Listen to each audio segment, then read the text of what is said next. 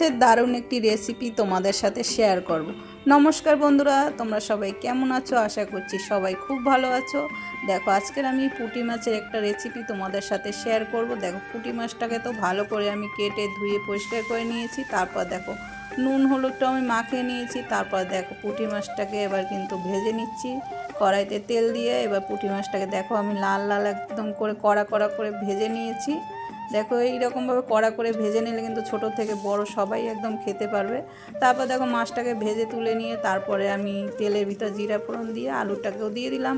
তারপর যে মশলাটা আমি করেছিলাম, দেখো এদিকে জিরা লঙ্কা আদা বাটা সব দিয়ে মশলাটাকে কষিয়ে নিয়ে তারপর দেখো জলটাকে দিয়ে দেখো জলটা যখন জাল হয়ে গেছে তারপরে আমি পুঁটি মাছটা দিয়ে দিলাম।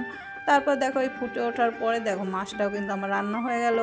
কেমন হয়েছে অবশ্যই জানিও। আর যারা এখনও ট্রাই করোনি তোমরাও একবার এইভাবে ট্রাই করো। সবাই ভালো থেকো।